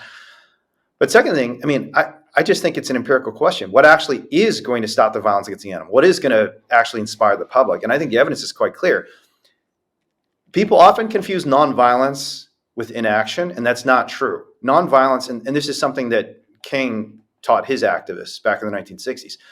There's a difference between nonviolence with a hyphen, which is just the absence of violence. Nonviolence, right. There's no violence. There's no violence here, And nonviolence, as it was taught in the Civil Rights Movement, was about active intervention to stop violence and bearing right. suffering gladly, even if you have to suffer to stop it. And you look at scenarios like the Birmingham campaign, where all these, civil rights activists came down and said, like, we're just not going to tolerate you discriminating against anymore. We're going to go into the spaces where we're not allowed to go and say, our dignity must be respected too. And you have like literally kids, 15-year-old kids, bravely walking into police lines where police dogs are mauling them. Right. That is very different from just saying, oh yeah, I'm going to run off when someone's hitting somebody. That's saying, no, you violate my rights and the rights of my brothers and sisters. Yeah. I will walk through a police line and get mauled by a police dog. And one of the most amazing things about that, there's a very famous picture. You may remember this picture because it's in a lot of history books. You know what I'm talking about? Of this kid like bravely walking as a police dog is literally mauling him. It's like I think I've seen that. It's an insane picture. It's so powerful. Mm-hmm. The amazing thing about that picture is that kid was not even one of the activists. He was just kind of inspired to be a part of it by seeing all these other people doing it. Right. And that's the beauty of nonviolence. Nonviolence allows you to maintain the moral high ground and inspires so many people, including people who are not violent people. Most people don't want to be involved in violence because it's counter-evolutionary. If you hurt the people around you, I mean, usually you're ostracized. There are a small number of psychopaths who will go around killing other human beings, and most human beings don't want to kill. I mean, this is true of most species. You don't kill your own species because they're likely to have the same genes as you. They could be your family, your cousins. So why would you want to kill your own species? Yeah. Most human beings don't want to inflict violence against other human beings. And if we actually want to build a mass movement that has the power to change the world, we have to use strategies and narratives and tactics that can appeal. I had a conversation recently with Vegan Gains about this. We have to appeal to grandmothers and grandkids, not just like the tough guy who likes watching MMA. I mean, that's a very small subset of the human population. Most people don't want to get in fights. They don't want to have to use their fists, much less weapons, to harm others. Most people also don't want to be harmed and suffer themselves. But there are far more people who are willing to bear suffering than inflict suffering on others. Oh, for That's sure. a controversial statement, but I think that's true. And that's one of the reasons nonviolent movements have been so much more effective. And, do you know James Osden and the Social Change Lab? So they're based in the UK. So James Osden was one of the guys. I don't know how close you are to the Animal Rebellion folks and the Animal Rising folks. Oh yeah, I know them. I know. Yeah, Osden was one of the guys who launched Animal Rebellion and did all this protest, really inspiring stuff in the UK a couple of years back. They released a report where they were just looking at all the evidence, all the studies that have been done of violent versus nonviolent movements in all the literature and political science, and found the strongest evidence, like one of the most ironclad lessons of social movements, is nonviolence. You just see over and over again that if you have a limited amount of resources, a limited amount of people, and you're trying to maximize your impact, and you're serious about saving animals, then getting into fights, like shooting people, doing all the things that, a lot of animal rights activists in the 70s and 80s were endorsing. Right. It's wrong. And it's not just wrong, it doesn't work. Like if you are serious about actually stopping the person from hurting activists or hurting animals, the best thing to do is not to flip out and get angry. And this is one of the things I like about you, just because even emotionally and rhetorically, you maintain that level of calm, that moral high ground, and just the sense of reasonableness, even when you're being attacked. Like this is something you and Joey do really well.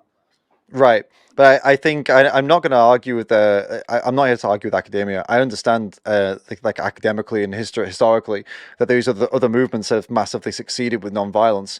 I'm not doubting that for a second. But what I am saying is that as much as people don't like violence, they do like seeing bullies get put in their place. And unfortunately for us, when we're out protesting, a lot of the time we are completely and utterly not only non-violent in words, non-violent in our even in our protest. Now, obviously, if you're going to a restaurant, you're shouting, and someone hits you, that's a time where you probably shouldn't strike back. I'll give you that, because you've got in there and you've disrupted. And if someone hits you, the best thing you can do is to be like, "Well, you instigated this situation, so just remove yourself from it." I'm with you 100%. But if we're on the street, that's happened to me many times, for the record. Right, and that's so. Please don't. When I say hit them back, don't misunderstand. I don't mean in direct action. I mean I'm talking specifically about if you're in the street doing completely chill, compassionate, speaking to people with a TV maybe or whatever it is, and you're doing your own thing, right? And then someone comes over and strikes you or strikes one of your people. I think in these scenarios, this is where I'm saying people like to see a bully be put in their place. And I think for the sake of the image of vegans, I think in some circumstances I would agree with you. In others, I think we have to defend each other against that, and make sure that people are aware that if they come out and do these very, very peaceful activism events and someone comes over and becomes violent, that this person will not be allowed to engage in violence. They will be restrained, whether it be by somebody who knows how to restrain them, puts them down on the ground, or by somebody who knocks them out, because we need to protect our activists who come out to do peaceful actions. Now, like on the other hand, though, for direct action and stuff, that's a totally different scenario. That's a totally different rule set. I'm speaking more about outreach. And by the way, I don't want this to come off as me acting like some tough guy. I don't know how to fight. I'm not claiming I do. I'm not some MMA fighter. I look, if I get into some kind of scrap, it's not going to be pretty, and I'm probably going to lose. But I'll try, is what I'm saying. And I think we as vegans, especially with outreach, especially with the chill actions, vigils, things like that, we need to get more used to at least trying to help each other and defend each other physically if needs be. Because I'm so sick of seeing activists on the street doing outreach, 5, 6 of them getting beaten up by like one guy. And I just think, Yeah. and people laugh in the comments, and everyone's laughing. Everyone's having a good time laughing at the silly vegans who can't even defend themselves, these skinny, weak vegans. It's not even about the animals. The animals don't even come up in the equation when this happens, you know? Yeah. I don't Yeah. know. Well, I I don't mean, where know. we can agree is I think it is important for us to project strength, That's because kind of, yeah, partly that's because that reflects on our right. message. It reflects on the animals. If we Yeah, do not kind of defend ourselves, we're not defending the movement and the integrity of the messaging. And so I think there exactly. is an element of that. Yeah, And I think there's there just is. different ways to do that. And we can agree to disagree about how to do that. Yeah, I want to come back to, though, a question I asked you before, because I all was right. asking you about kind of your beginnings as an investigator. And I asked you the first question of why, but Mm, then I asked the second question, how, and we never really got to that answer. So mm. how did you get involved in this work? I mean, was it just All right, yeah. you decided to start walking in by yourself? Did No, Jilly hook so you up? And I mean, just tell me the yeah. story about how you actually started doing these investigations. So what happened was, I just beaten the crap out of a couple of meat eaters during an outreach, and then I realized, you know what, maybe I should do something different because I just keep on beating all these people up, and maybe I should get off the streets. So, okay, so I'll start. This is He's for real kidding, for now. the This is for record, real. everybody. Everyone who's I like just reporting figured. this video, it's a joke. Yeah, I just figured because like I just feel like the last segment we've just been through was you advocating for peace and me advocating to beat up people. So it's like, okay, I feel like I want to close off on that point. That's not what was happening. You rewatch it, and redigest what I was saying. I'm just promoting self-defense. All right, that's all. Okay, now back to this again. So how did I get into going into farms? Like, it was way back in maybe 2017, 2018. And I just heard that some people were doing it, and Yeah. heard that they've been doing it pretty often in where I was living back then. And I don't know, I thought, is that something you can do? That sounds crazy to go in there and actually see animals. I mean, I'm talking about animals all the time, and I'm showing people the videos, but I mean, I could actually go and take videos myself. Well, that would be really powerful because then I'm not just talking about videos that I didn't film. I'm talking about things that I actually saw with my own two eyes. And as a big, massive bonus to that, I can film this and other people can use the videos. So actually, there's just so much to gain from doing this. And the risks, well, I was being told there are risks, obviously, but they're not huge because at the end of the day, we're not doing anything that wrong. Okay, Mhm. so you're not going in someone's house, so it's not that serious. Nobody's going to be there. Well, the animals are going to be there, but no one else is going to be there. You're not breaking anything. The only kind of rule that you're breaking law-wise is, well, technically it's trespass, but that's a civil matter. As long as you leave, if someone comes along and goes, get out, and you say, okay, then, well, then it's just trespass and it's a civil matter, and you might get some kind of fine depending on the country, but you're not going to have a criminal record for it, I believe, in most places. It's just a simple disagreement between a private landowner and a member of the public, right? Now, obviously, if you stay there, that's aggravated trespass, or if you break things or things like that, it gets very complicated if you go and do that stuff. But if you're just walking onto a property and taking some pictures and videos, in the US and some states that would get you in a lot of trouble, the video side of things, the picture side of things, but most of the world doesn't have these laws. Um, it's pretty low risk anyway.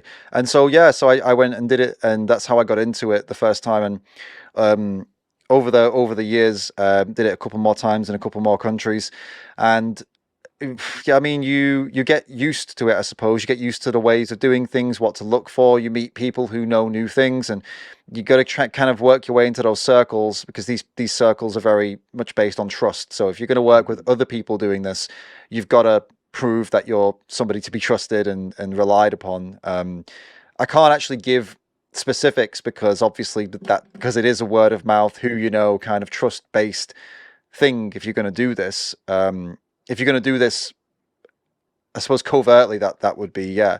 Yeah. But if you're going to do it openly, like for example, like your organization or like your old organization does DXE, direct action Mhm. everywhere, that's a whole different thing. Then you get trained by them and they'll teach you everything and you do it with them.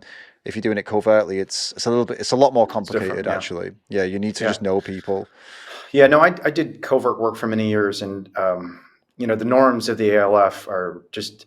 I don't know if the work you did, you even Mm, identified as like ALF style no. activism. That's the Animal Liberation Front. But in the United States, there's a culture around that sort of underground action that was extremely stringent. And honestly, it's one of the reasons I created Direct Action Everywhere, because I just saw it as, I'm not saying it's necessarily counterproductive, because I think there's space for many people to do different types of activism.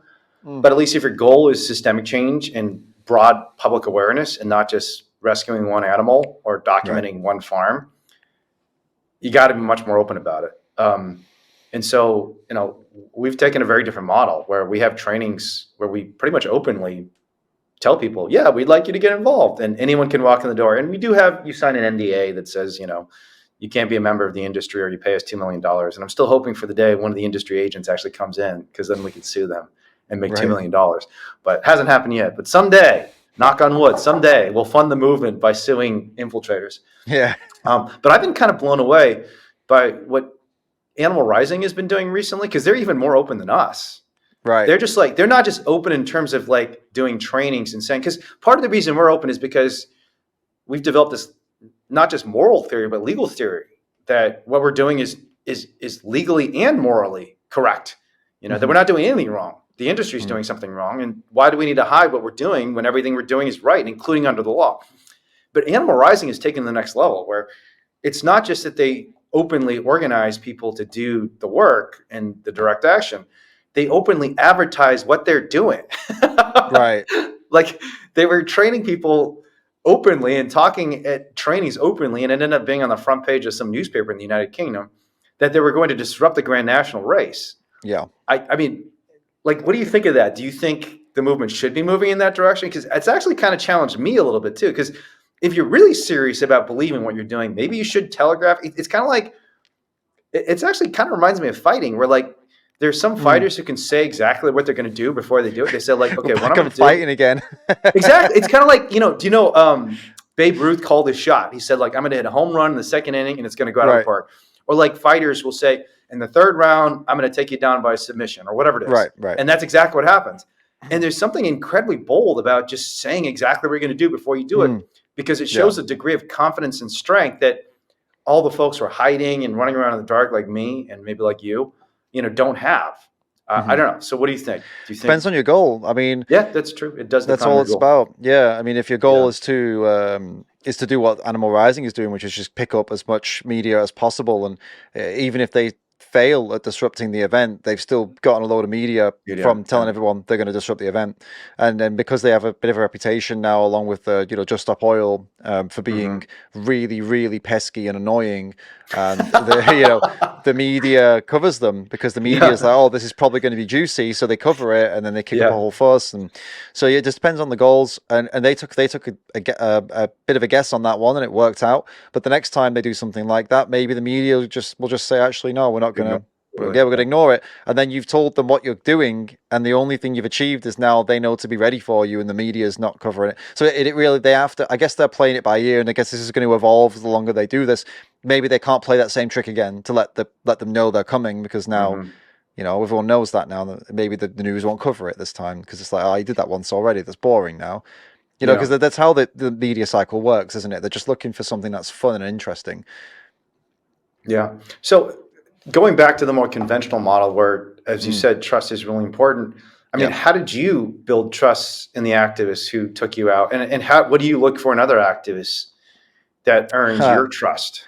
So I guess okay, so first thing you could do is start getting involved in local activist groups like We the Free, Anonymous for the Voiceless, Direct Action Everywhere, whatever groups you've got in your area, get involved with them and spend a long time getting involved, going on the streets and building those relationships.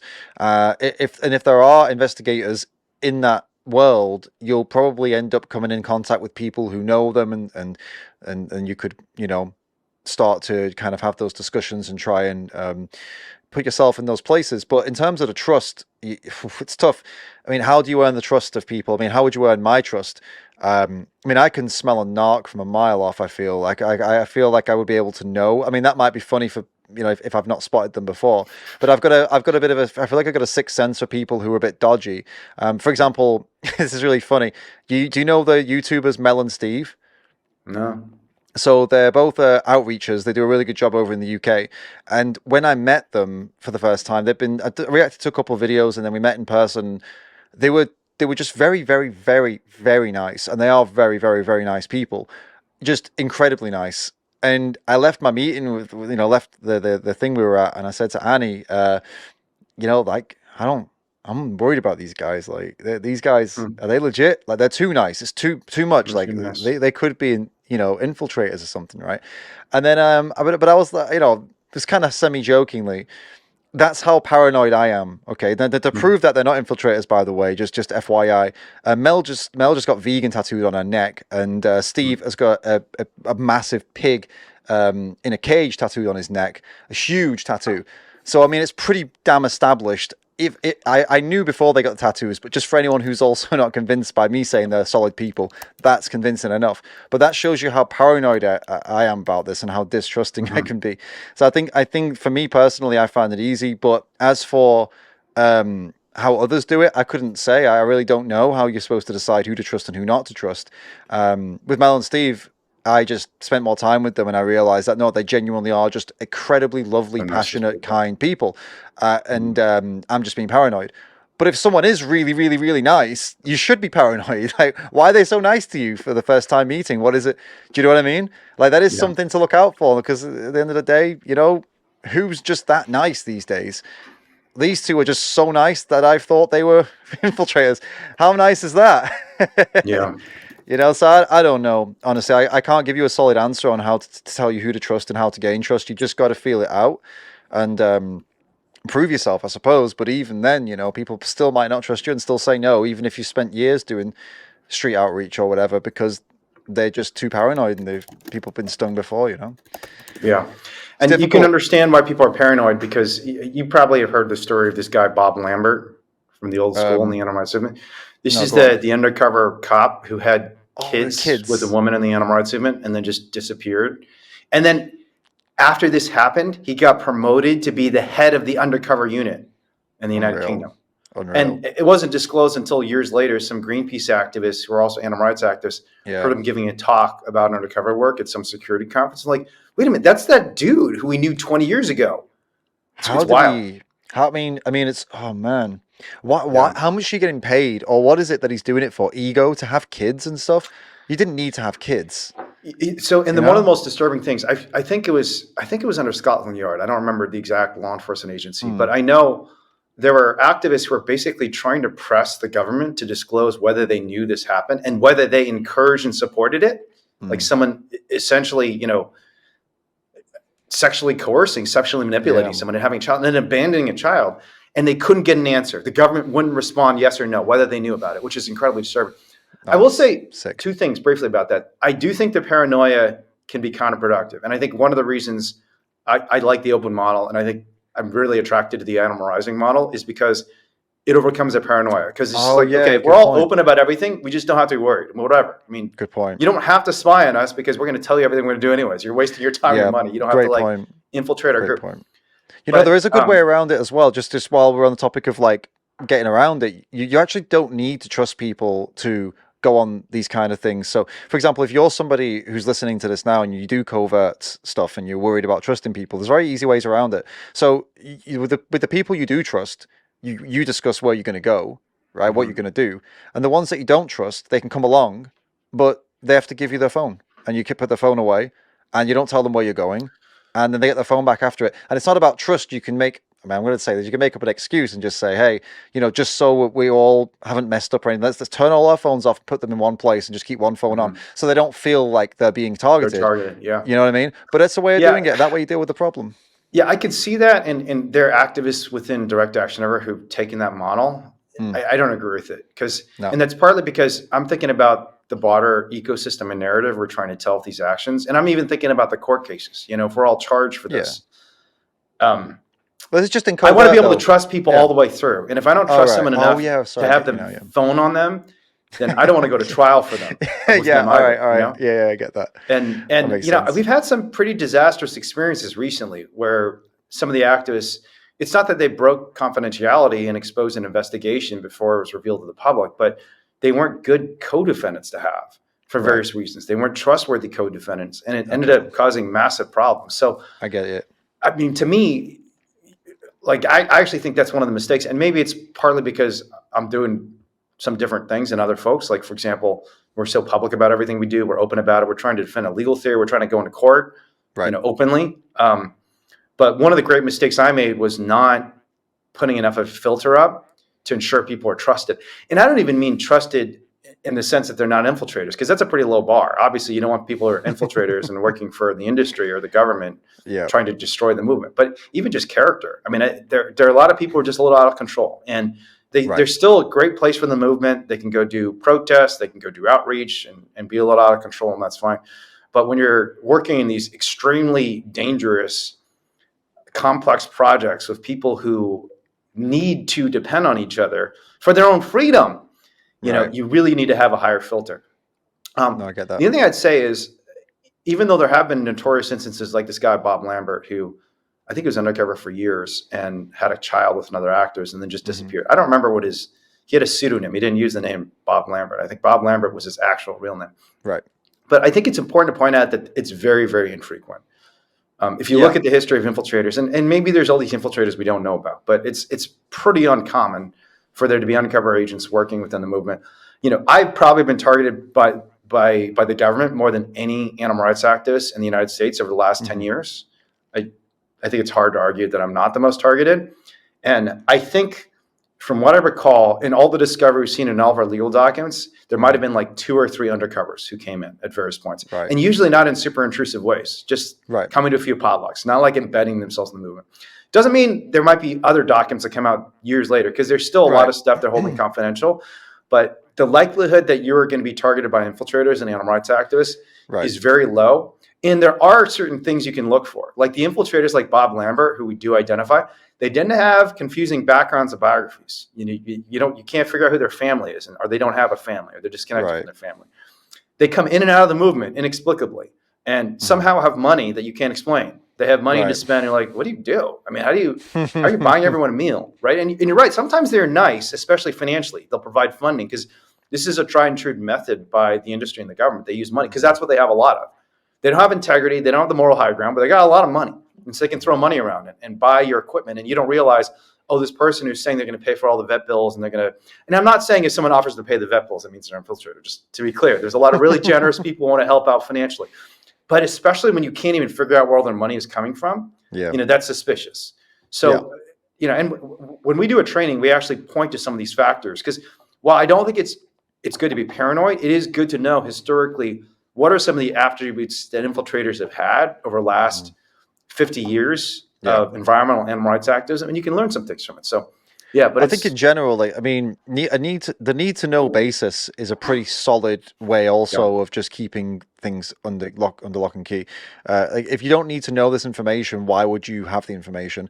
And if you do that the whole way through, you're probably not going to run into many issues with these kinds of people, because the ones that are closest to you are the ones you're going to be working with for years, and they're going to get the need to know stuff that they need to know to help you facilitate. The ones who don't need to know, here's what you do need to know, and that's not going to be enough to actually do any damage anyway. So there you go. Be here this time. That's what you need to know.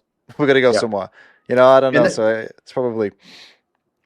Yeah, and that's helpful even just from a communications efficiency perspective, because, so for example, when we organized the demonstration that I ended up going to jail for, that involved 500 people, I couldn't talk to them all. I mean, I was the organizer, but just a lot of people didn't even know we were going to show up until we showed up that morning, and that was fine. The good thing was they trusted me enough, and I trusted them enough to say we can work together in a larger demonstration capacity without all 500 people. Because if all 500 people knew where we were going to go, I mean, there's no way it would have happened. We would not have rescued a single animal from that farm. Well, this is what we did with the Pignorant campaign. A couple of times we had a meeting point that was not where we were meeting and not what we were doing. And we didn't tell people that, because then they all go to the meeting point and the police turn up to the meeting point, and some of these supermarkets we were meeting at had hired extra security thinking that we were going to go do something in their supermarket. And we turn up and we're like, hey guys, actually we're going to this other place. And then we all get in cars and leave, and the police are there and all the security are there, and they're like, what the hell? Sometimes we'd even go into the shop because we go in to get some supplies, and they'd be waiting so you for buy us. some groceries. Honestly, not even joking. And then I went over to the security a couple times, and big lads, like 5-6 big lads, and I was like, lads, listen, not even joking, I'm not winding you up. We're not here today. I'm just letting you know you're going to make the easiest salaries of your lives today. And they'd be like, "Wow, what's going on? What's going on?" We're like, "Oh, I'm just not telling you where we're going, but we're just not doing anything here. honest to God, I was like, I'm not joking with you. We're not doing it. And they're just like, all right, sweet. So yeah, we just stand there all day for no reason. Brilliant. You Nice. know, 15 pound an hour, $20 an hour just to do Yeah, nothing. nothing. So Yeah, yeah, that's yeah. great. Well, there'd be no shoplifters in that day, would there? It's all these security guys. So yeah, Yeah, no, it's and that was a good need to know basis. You know, it's yeah, not that that we makes don't sense. trust people. It's just that they can't do any damage with what they don't know, and Yeah, they can't sure. mess up our plans if they don't know what the plans are. All they need to know is just be here, and we'll sort you out. If you've not got a car, somebody has space in a car. No one was ever Yeah, left behind. We always managed to get everybody to the next place, so it worked out. yeah. Okay, we got to talk about the Pignorant campaign, and Right. maybe you can even walk it back to the beginning for someone who doesn't even know what Pignorant is. Tell us what you and Joey have been up to. What is Pignorant, and what is the campaign you're doing? Right, so Joey Carbstrong and Tarion, partner, they made a documentary where they were able to go undercover and plant secret cameras in various parts of the pork industry in the UK and expose things that have never been exposed before. The gas chambers that they use, some of the farms and the practices, some of the lies being put out there by the RSPCA, by the UK government, trying to speak to those people in these places of power and they refused to speak, and when they did speak, there's a lot in there. There's a lot of information, a lot of interesting discussions, a lot of footage that has never been seen before. And so they put all this together in a documentary that is if you've seen documentaries like Cowspiracy, it's very much in that same vein of a story of the story of Joey, the story of Tarion, the story of Dan, the guy who there's a guy who gets a job in the slaughterhouse and opens some doors, and it's a really interesting documentary and very valuable, I think, for everyone to see, vegan or not. Even if you're a vegan, it's still great to watch this, and especially if you're not a vegan, it's great to watch. I wouldn't even call it a vegan documentary, to be totally honest with you. So if you're looking for a documentary to send to people who aren't vegan, something that's not going to be as opposed to like preachy in terms of what it says about veganism, Pignorant doesn't really directly advocate for veganism. It kind of allows the message to say the movie speaks for itself. Without telling you need to go vegan, it pretty much spells it out the whole way through that this is the way to go anyway. So that's the documentary, brilliant documentary on Amazon Prime and Tubi, depending on where you're based. And so the campaign off the back of it. So yeah, Joy wanted to get out there and start doing some activism, make some videos, do some different pressure campaigns. And so he invited myself and my wife and Mel and Steve to become part of the core team and to go and help from one solid base where we'd work together and we'd go out and do these actions all across the UK. We kicked things off in London, where we started with pressure campaigning. So first off, we went to the head offices of various supermarkets. We went out there with megaphones and we got a big PA speaker, massive speaker, and played the screams of the pigs in gas chambers that he'd recorded full blast at these headquarters of these supermarkets, which was just disturbing for everybody, including us. Just horrible to have them like just screeching out so loud like that, and all the workers and the public are like, "What the hell's going on?" And we're calling them out. We're saying, "Yeah, this is the supermarket head office. This is what you're selling, and you don't tell your consumers that this is what where pork products come from. You hide the truth." So we did that there. We did that in front of the UK government offices for agriculture, which is DEFRA. It's called DEFRA, and we did it there as well. We did it. It's called DEFRA? DEFRA, DEFRA. Of DEFRA. Yeah. I was going to say DEFRA is almost too perfect for the name of the organization. I can't remember what it stands for, but basically they cover all agricultural issues and topics and rules, regulations, all that kind of stuff, export, import. And so we went and did it at their offices. And then we also went to the RSPCA's head office twice to protest there and do the same thing. And because the RSPCA is an animal charity and they work with the pork industry, they take money from the pork industry, they take money from all the animal industries. And the worst of it, the RSPCA gives an RSPCA assured logo on meat, dairy, egg products. They stamp the logo on them, knowing that the pork products, the pigs are gassed to death, in torture, they still stamp their logos on that, and all the other animal products that are coming from torture. They're disgusting. So we protested them too. And they make money off of that too, right? Oh, they make money With off that, yeah. certification. Yeah. So it was just It's a week disturbing. or so solid of just blasting those pig screams out, just at these places, and we actually got into some of the headquarters. We just stormed in, just walked straight in, and just blasted the screams inside, which was just insanely disturbing for everybody in there. Again, including us, because it's loud outside, but it's a lot louder inside. And we wanted it to be disruptive. You know, that was the point, to put this on the table and demand transparency from these places. You should tell your customers what they're paying for. Stop lying to them. Stop lying by omission. So we did that. And we also did some outreach. We did some TV walks where we walked around with TVs playing the gas chamber footage from these slaughterhouses, and got into conversations with people. And we also just did some kind of standard outreach with signs as well, interviewing people. And it was mostly successful, and it was mostly well received, to be honest with you. But the public stuff was mostly well received. The supermarket headquarters and all that stuff, no, that wasn't well received. Obviously, security come flying out, the police trying to kick us out of places. We had to argue for our rights quite a lot. The police in the UK tend to start filming you without telling you, which is against the law. They have to tell you things like that. They're breaking lots of little laws and stuff and trying to get information out of us on camera and things like that. We had dealing with a lot of that. So important that you know your rights if you're going to do this kind of stuff. But I can tell you a funny story about something that happened with the public that nobody knows, if you want to talk about that. Please go ahead. All right. Well, we're not able to release any footage from this yet, but I'll tell you what happened. I think I'm allowed to say what happened. We can't release footage because there's an ongoing police issue here. But basically, yeah, it's pretty crazy. I say the public was mostly okay, and this is back to what we said earlier about indoctrination, about how horrible people can be with indoctrination, and how a lack of education and heavy indoctrination can result in people lashing out, right, and attacking, like you said, shouting or sometimes attacking.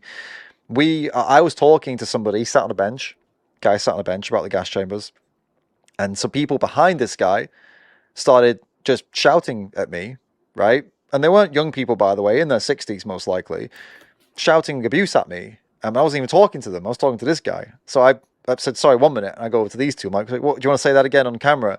And all of a sudden they get a bit upset, a bit defensive or whatever. But they said, I said, well, I'm just trying to talk about these gas chambers for these pigs, and you're kind of shouting crap at me. And they said, I think animal activists should be put in gas chambers. That's what he says to me, right? So I'm like, what the hell's wrong with these guys? So I got into a bit of a to and fro with them.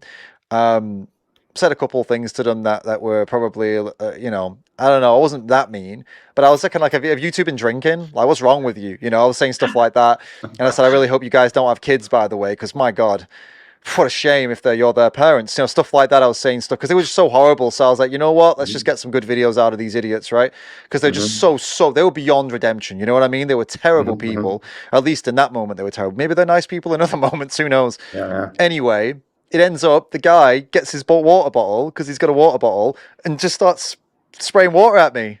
Wow. Can you believe it? So I held my sign up and it hit the sign, and I'm just like, what the hell's going on here? And then here's where it gets crazy.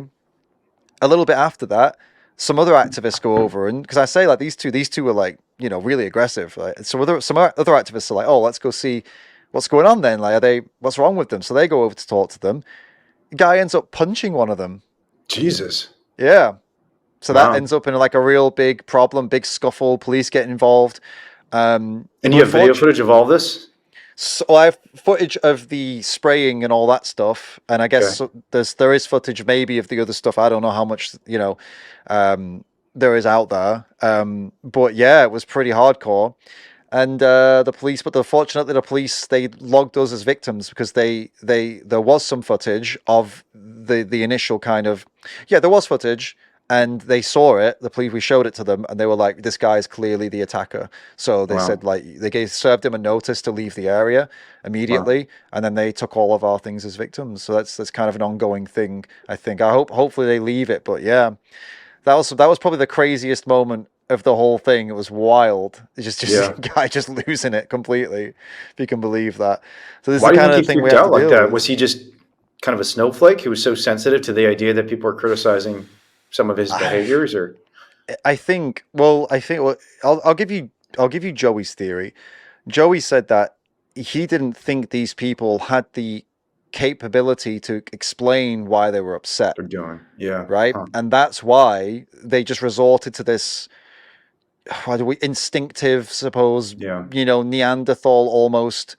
Not Neanderthals, they were pretty smart actually, but I don't know, some kind of like pre-Neanderthal Hmm. human version where it's okay, it's just violence then. If I can't explain myself, if I can't use the words and I can't communicate as everyone Yeah. else does, then you just resort to this primal instinct, don't you? And just like, well, I'm going to Hmm. lash out then. And I think that was his theory, and I think he's probably right. I think that's probably the reason most people who lash out Yeah. because they don't have the means to make the words right. Hmm. For whatever reason that is. I mean, that could just be, we have biological differences, don't we? Some people are born with higher IQ, some people are born with lower, some people have higher emotional intelligence, lower emotional intelligences. And the ones who Yeah. tend to be violent, usually the ones that are scoring lower on IQ tests and stuff, right? I'm pretty sure that's established. So it could just be something like that. I don't know. Yeah. But yeah, hardcore.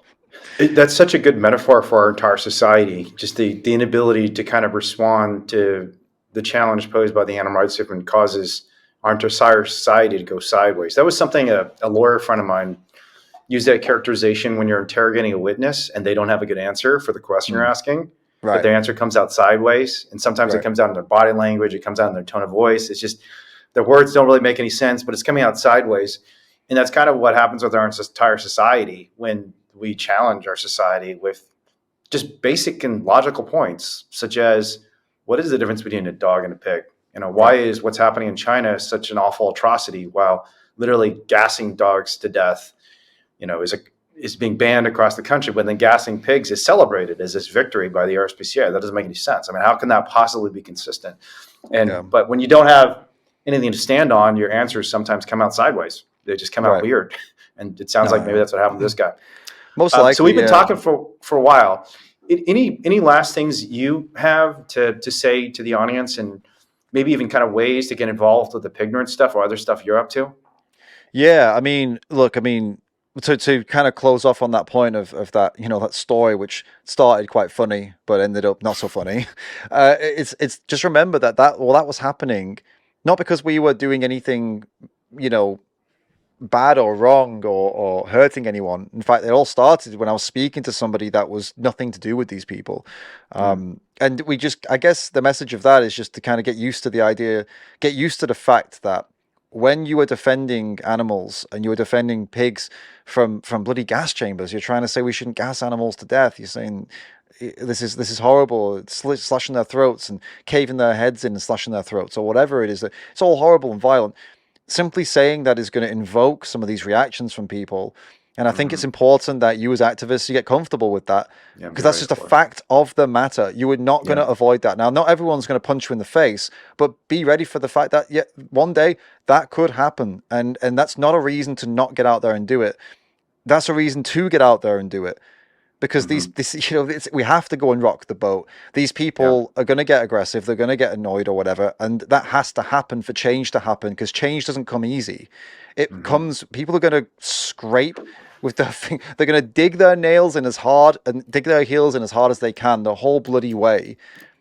And that's been the case all throughout history. Change has never come without struggle and without problems and without people who will fight tooth and nail for the change not to happen.